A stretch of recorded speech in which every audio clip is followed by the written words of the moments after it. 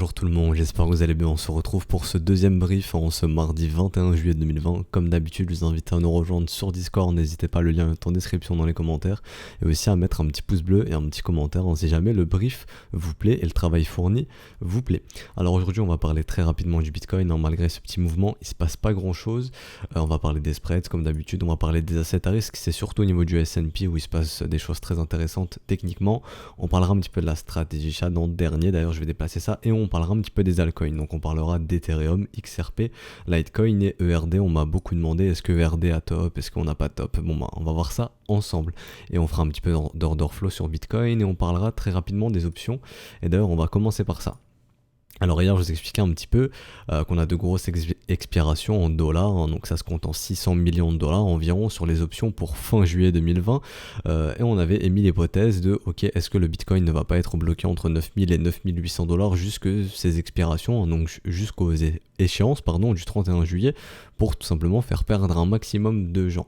Bon, c'est ce qui a l'air d'être le plus probable actuellement, de rester bloqué entre 9000 et 9008 jusqu'au 31 juillet, bien que le marché peut partir dans un sens. Et d'ailleurs, si le marché décide de partir dans un sens, c'est peut-être pour venir justement chercher des gros niveaux d'intérêt sur des niveaux de calls ou de puts. Donc ici on peut voir par exemple le niveau des 10 200, donc peut-être qu'un gros portefeuille ne veut pas perdre et veut pousser Bitcoin jusque 10 200 pour ne pas perdre sur ses contrats, c'est possible. Sinon on a aussi la grosse zone des 11 000 $, on va mieux le voir ici au niveau de l'open interest, vous voyez ici le plus gros open interest au niveau d'achat de call, c'est au niveau des 11 000 $.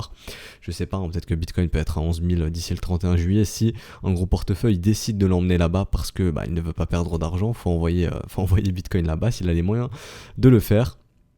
Ou sinon, si c'est dans un directionnel baissier, on voit qu'au niveau des puts, si on regarde un petit peu au niveau de l'open interest, le plus gros niveau c'est les 8000 et les 8500. Donc il y a peut-être de gros portefeuilles aussi qui seraient intéressés pour balancer le Bitcoin vers 8000, 8005 si jamais on a vraiment un gros directionnel d'ici le 31 juillet. Ok. Actuellement, Bitcoin est toujours dans sa battle zone, il n'y a rien de plus à dire. Si on s'affranchit des 9479 $, là ok, ça peut devenir intéressant. Premièrement, d'un point de vue price action et order flow, on va liquider beaucoup de gens. Il y a beaucoup de gens qui ont positionné leur stop ici depuis tout ce temps. Je sais pas ça fait combien de temps, ça fait 12 jours que le marché ne fait rien et très peu volatile, ça fait plus de temps que ça, mais là c'est vraiment 12 jours, il ne se passe rien, et tous ceux qui ont shorté dans cette zone, logiquement, ont positionné leur stop ici. Donc si jamais ce W prend vide de l'autre côté de la trendline, je vais vous réafficher ça, d'ailleurs la trendline juste ici, hop, je vais augmenter un tout petit peu la couleur, comme ceci. Vous voyez ici la cassure de la trendline. Ce qu'on attend des bulles, c'est un W de l'autre côté, donc si on casse les 9479 $, on pourrait voir ce W prendre vie. Ça serait très encourageant pour les bulls. Si je passe en line, vous voyez un petit peu tous ces W, ce premier ici, dans un potentiel W, dans un autre W.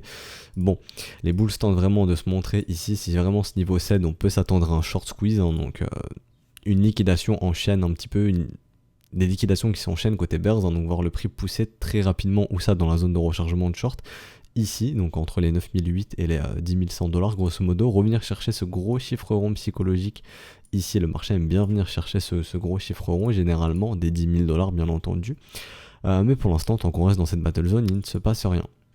Au niveau du momentum, le momentum se contracte toujours, rappelez-vous, dans cette zone on voit encore le momentum se contracter comme ceci. Donc là, si c'est niveau 7, je vais vous indiquer un petit peu les niveaux côté bulls. Si jamais c'est niveau 7 ici, tous ces W sur le momentum prendront forme et les bulls auront gagné, par les français c'est mieux, auront gagné cette résolution de la contraction du momentum, et les bulls auront totalement récupéré le momentum, et là ils auront tout pour pousser ce marché et potentiellement essayer d'aller déborder les 10 400 pour pousser plus haut, potentiellement, s'ils y arrivent. Pour l'instant, rien n'est fait, on est toujours dans cette battle zone, donc il n'y a pas à s'exciter.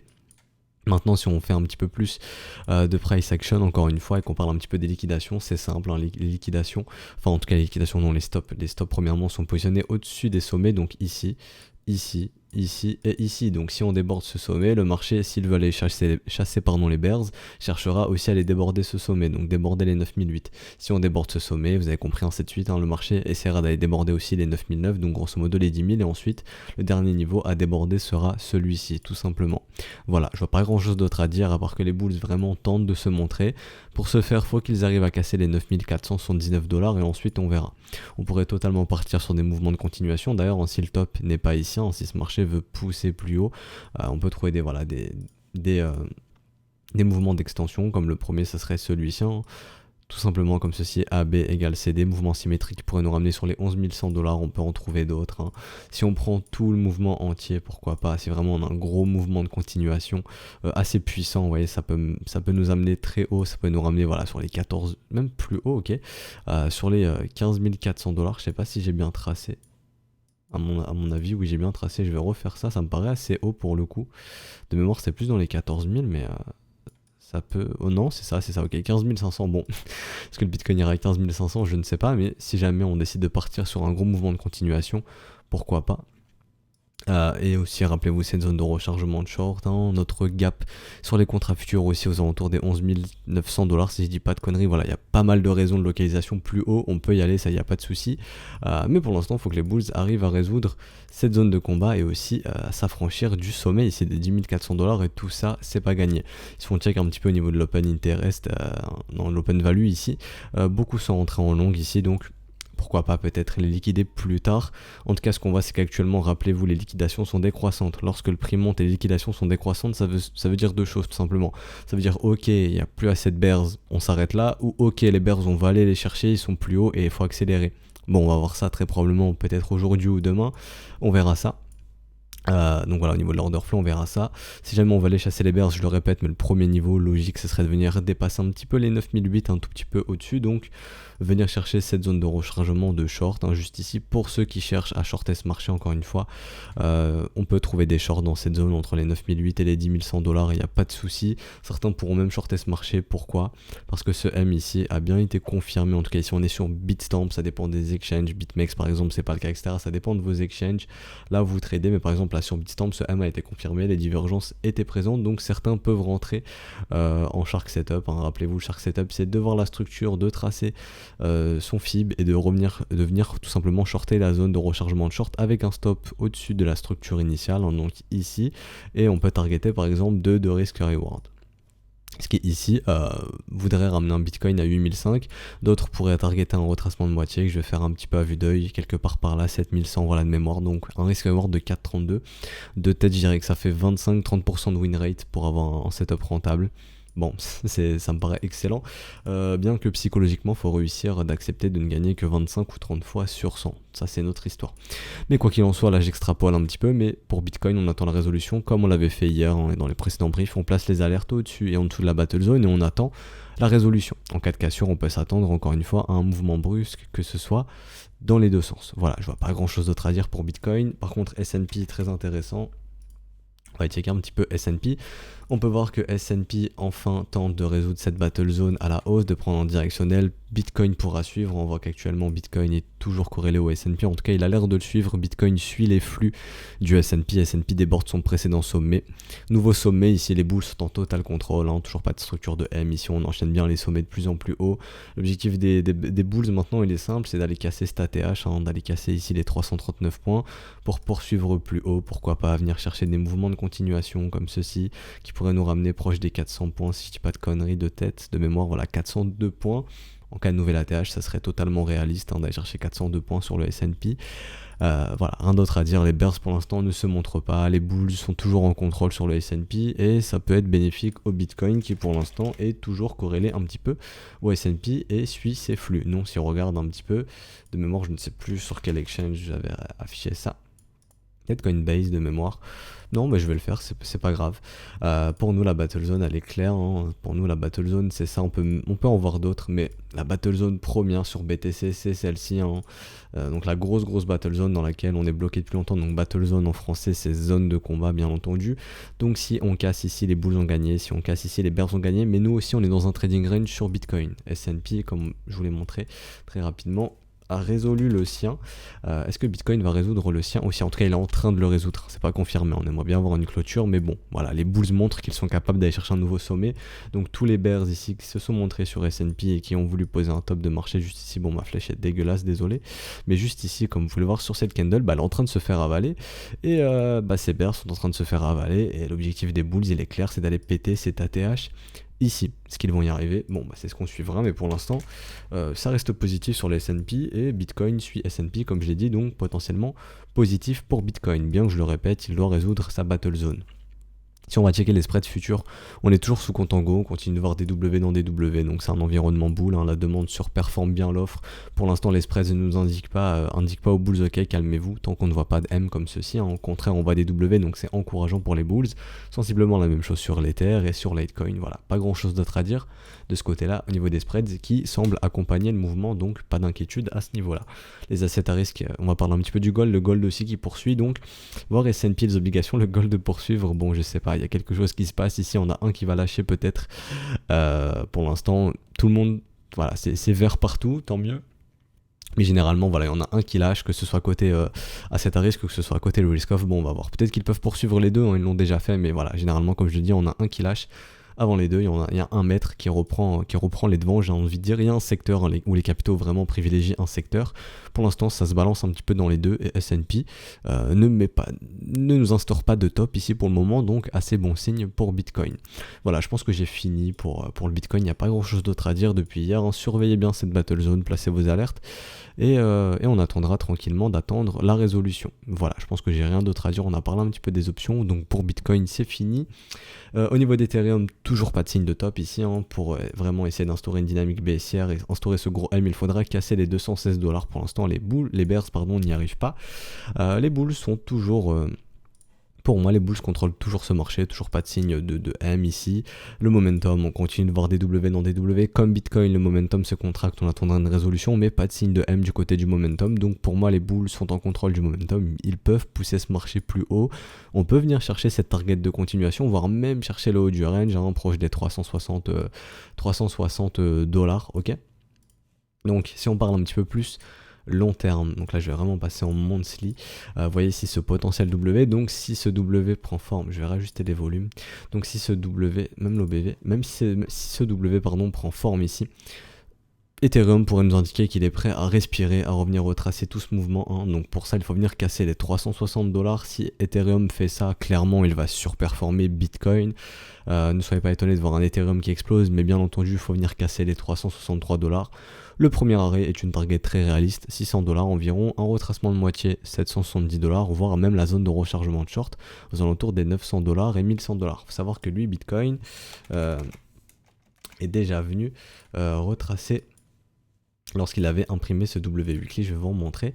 Par exemple, lui, Bitcoin était venu retracer le ratio doré, hein, les 61,8% juste ici, hop, je prends mon Fibs, donc voilà, les 61,8%, Ethereum pourrait faire de même si jamais.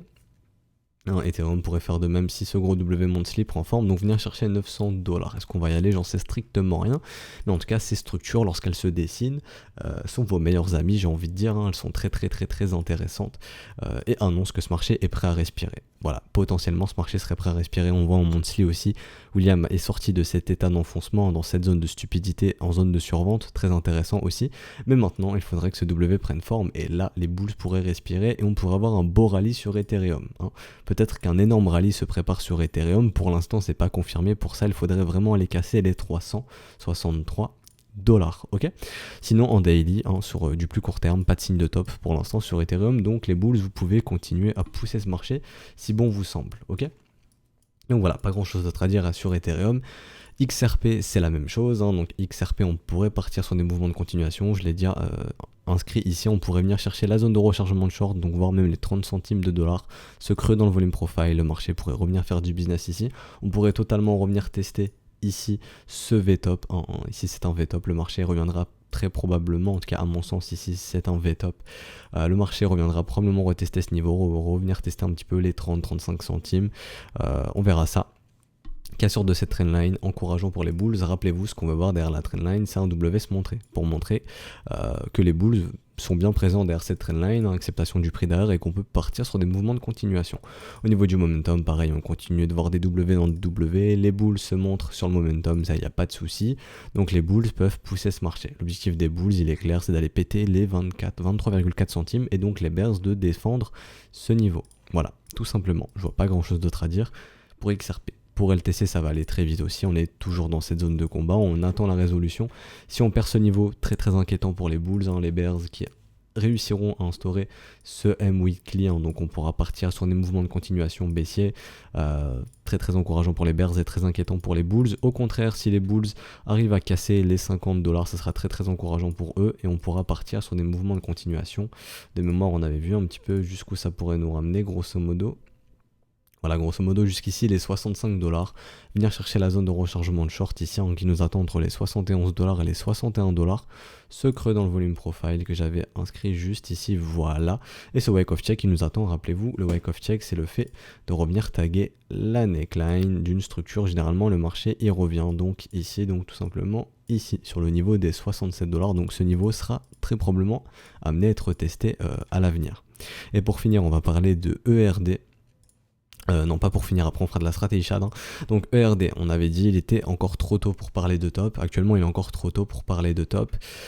Si on regarde un petit peu au niveau de l'analyse, au niveau du volume, si on fait une analyse pure du volume, le volume qui donne beaucoup d'informations, mais ce qui est bien trop peu pour dire qu'aucun marché à top. Hein. Actuellement, on voit que les bulls sont en train de s'endormir. On continue de voir des M dans des M du côté du volume acheteur. Attention, les bulls sont en train de s'endormir, bien qu'il n'y a pas de top ici. Hein. Les bears ne se réveillent pas massivement pour autant. On continue de voir aussi des M du côté du volume vendeur. Les deux camps sont en train de s'endormir. Généralement, ça traduit une conso avant soit un mouvement de continuation ou un top. Si on veut voir un top, encore une fois, vous voulez voir un beau M se dessiner avec une cassure du premier arrêt. Et ensuite on ira probablement chercher la zone de rechargement et revenir tester un petit peu les niveaux dans lesquels on a laissé de gros creux dans la value. Hein. Le marché reviendra très très probablement. Maintenant, ce qui est pour une prise de profit, on prend profit lorsque le marché est vertical. Donc là on est dans des zones de profit, bien entendu. Est-ce qu'on prend tous ces profits? Ça dépend de votre profil. On peut prendre 5%, 5%, 5%, etc. etc. Ça dépend de vos profils. Stratégie Chad par exemple, etc. etc. Maintenant, est-ce qu'on peut dire qu'on a un top sur ERD bien trop tôt? On avait identifié cette zone de combat, les bears ont gagné, donc les bears qui commencent à se remontrer, mais c'est pas encore suffisant hein, pour montrer un top. Comme on l'a dit, ce qu'on va voir, c'est un bon M se montrer qui montre ok les bulls, calmez-vous, maintenant les bears sont prêts à reprendre la dynamique. Actuellement, c'est pas le cas. Donc si jamais on veut voir un top, on voudrait voir ça tout simplement, comme je l'ai dessiné juste avant, de voir ce M ici prendre forme hein, avec la cassure qui confirme le M mais aussi résoudre le premier arrêt, casser ce premier arrêt. Tant qu'on évolue au-dessus du premier arrêt, l'objectif des bulls il est simple, c'est d'aller chercher un nouveau plus haut, auquel cas on peut partir sur des mouvements de continuation. Vous connaissez par exemple, si on prend un mouvement de continuation typique comme ceci qui pourrait encore nous ramener plus haut, ok? On reste dans un mouvement parabolique, faites attention quand même, un mouvement parabolique. On pourrait penser que celui-ci a cédé, donc maintenant si on parle un petit peu de psychologie, je vais vous afficher cette charte, hein, donc je vais pousser, désolé, je sais que vous ne voyez pas, hop, je vais regarder sur le retour. Donc là vous devez voir, voilà. Donc est-ce que ERD, je vais essayer de redresser ça un petit peu, voilà. Donc est-ce que pour vous ERD dans cette situation, donc là on est un petit peu dans la zone, ok on a besoin de ralentir un petit peu pour poursuivre ce rallye, ou est-ce qu'on est en train d'instaurer un top?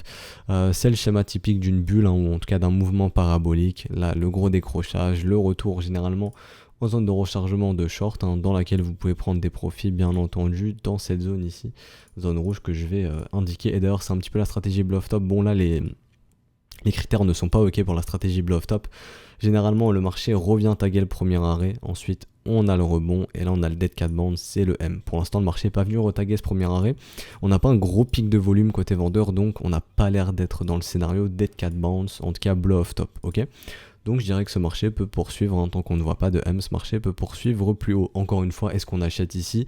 Non, non, non, non, non, non, non et non. J'espère que c'est bien clair, on n'achète pas ici. Encore une fois, je vous le dis, on achète quand c'est horizontal. Ici, c'était le moment d'acheter, les W se montraient, horizontal, personne s'y intéresse. Ici, la petite zone disbelief, là, si vous voyez un petit peu, vous voyez pas la souris, mais normalement vous devez un petit peu voir, on achète quand les gens n'y croient pas, quand c'est horizontal, quand ça fait rien, on n'achète pas quand tout le monde s'y intéresse, bien entendu. Je vais retirer la charte d'ailleurs comme ceci, mais ça pourrait dire qu'on n'achète pas quand c'est tout en haut, trace sa zone de rechargement, et idéalement on veut acheter dans cette zone de rechargement, idéalement quand un beau W se montre, hein, qui montre que les bulls se réveillent et sont prêts à potentiellement reprendre un rallye, mais bien entendu on n'achète pas tout là-haut, ok? Donc voilà, je pense que j'ai répondu un petit peu à la question de est-ce qu'on a un top. Encore une fois, comme vous l'avez compris, c'est trop tôt pour parler de top sur ERD, mais faites attention, hors de question d'acheter ici. Voilà, je pense que j'ai fini pour ERD et on va parler un petit peu de stratégie Chad. Donc il y a Waves que je trouve très intéressant, bon, personnellement je suis déjà dedans, on s'en fout de ce que je fais moi, encore une fois, c'est ce que vous faites vous, ce qui est intéressant, ce qui m'intéresse sur Waves encore une fois, ce que je vois c'est ce potentiel gros W weekly qui peut être aussi un W monthly qui montre que le marché serait prêt à retracer, à respirer un petit peu, donc à offrir quelques doubles, hein. On voyait ici des W dans des W, le genre de marché qu'on cherche à acheter, ce genre de marché qui est horizontal, encore une fois vous pouvez en trouver plein, il y en a plein. D'ailleurs dans le Discord je vous avais parlé de DLT, je vais aller checker ça ok sur cette chart. Donc DLT où j'ai placé mon ordre juste tout à l'heure, donc ça se trouve sur Binance. Donc voilà, encore une fois, ici, ce gros W, c'est ce genre de marché personnellement que je cherche à acheter, des gros W weekly tout simplement, comme ceci. Donc là voilà, dans un autre W, généralement ce genre de marché que je cherche à acheter. Encore une fois, ce ne sont pas des conseils en investissement, vous faites ce que vous voulez. C'est ma façon à moi de trader, encore une fois. Je ne fais pas de conseils en investissement. Qu'est-ce qu'il y a d'autre d'intéressant? Yo-yo dont je vous ai parlé aussi. Voilà, mon ordre attend tranquillement. Pourquoi? Parce qu'encore une fois, je vois des W weekly se dessiner, ce qui m'intéresse énormément, et je cherche tout simplement à acheter ces W weekly. Je vous avais parlé un petit peu de la dynamique, un réveil des bulls, on dessine des W côté volume acheteur, un OBV qui explose, des gros W sur William R, William qui sort de cet état d'enfoncement, et des divergences au niveau du momentum. Donc voilà, ça m'intéresse énormément.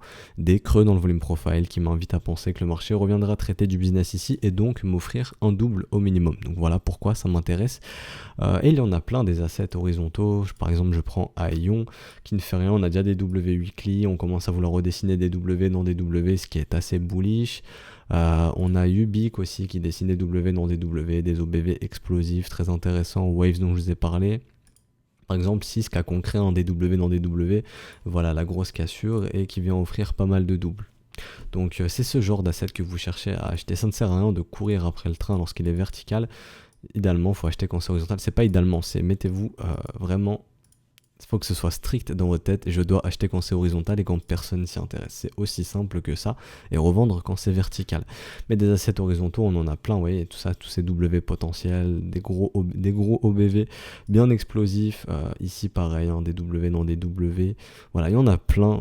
Par exemple, Steam aussi, que j'ai partagé dans le Discord. Donc, on avait déjà récupéré, enfin, j'avais déjà récupéré un double. Je sais que beaucoup aussi ont récupéré un double des retours que j'ai eu dans le Discord.